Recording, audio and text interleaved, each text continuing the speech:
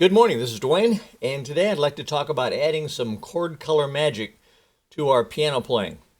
I've taught literally thousands of students over the years, and the easiest way to graduate from this kind of sound to this kind of sound is through learning some of the chord color that you can do. You can add color to your chords by adding extended notes of some sort, like a sixth, a seventh, a major seventh, a ninth, 11th, 13th, an altered note like a lowered ninth, and so on. So let me just walk through a few of those chords, and you can do that in both hands, of course. That's a C, but that's a C6, so that immediately adds a factor, a sound to the C chord. That's a seventh, and that's a major seventh, and those all add some sort of sound to the chord, don't they? In other words, they're not that sound. They add a dimension to it. And this is a ninth. A ninth includes a dominant seventh. A major ninth includes a major seventh. So the language used to express that is not always clear, but that's the difference, okay? The 11th is where the fourth takes the place of the third temporarily.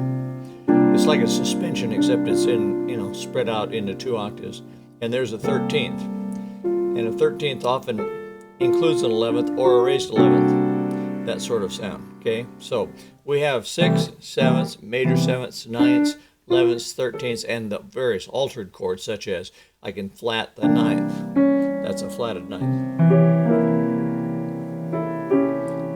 That changes the sound of the chord, obviously. Okay, so let's take a song, a simple song. Let's say we're playing Over the Rainbow.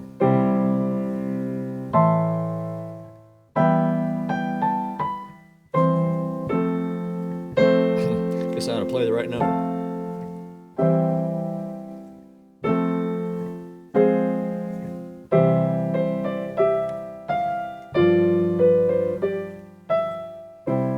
And that's fine, especially if you add arpeggios to it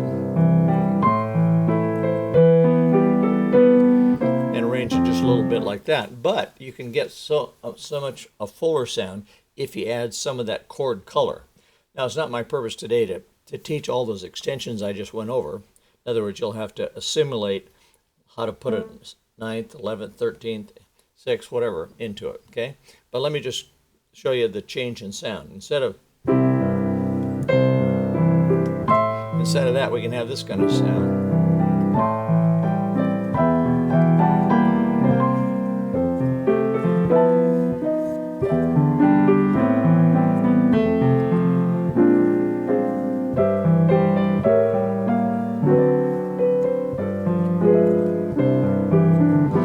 Talk about what I'm doing. I'm using a 6-9 here. I'm putting in a 6th and a 9th right there. So there would be like a major 9th. And then on A minor, I'm putting in a 7th. And then on E minor, I'm putting in a 7th too. On C7th, I'm putting in a 6th along with a 7th. That's an F chord, and I'm putting in a 9th or a 2nd. G7th, I'm voicing with the 7th on the bottom, and a 6th, a 7th, a 3rd, and a 6th. And then I'm lowering the 6th to a flattered 6th. Now, instead of going back to C, I go back to E minor 7th, and then A minor 7th. Now, instead of F minor there, I substitute a B flat 7th. Then C, that's A 7th with a flat 9th. That's D 7th with a 3rd, with a 6th, I'm sorry. That's a G7 suspension. That's a G7th with a flat 9th, and back to C.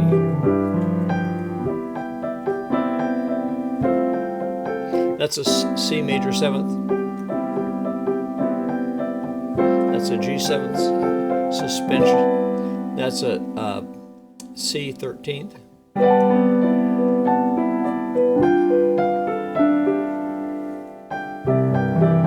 That's a 2nd. It's a flatted 9th on B, E minor 7th. Forgot where I was in the song. Anyway, you get the idea, okay? Now, you'll you have a lot of work to do ahead of you, but I just wanted to show you what's possible by adding some color tones to your playing. Okay, and some of that you may not like. That's fine. Everybody's taste is different, but I encourage you to explore around and try out some things like that, because I think you'll find something you like, and your piano playing will take on a new dimension and be more interesting. So thanks for being with me. If you enjoy these little tips, come on over to Play Piano and sign up for our series of free piano tips. They're all free, so not much to lose there. Thanks. Bye-bye for now.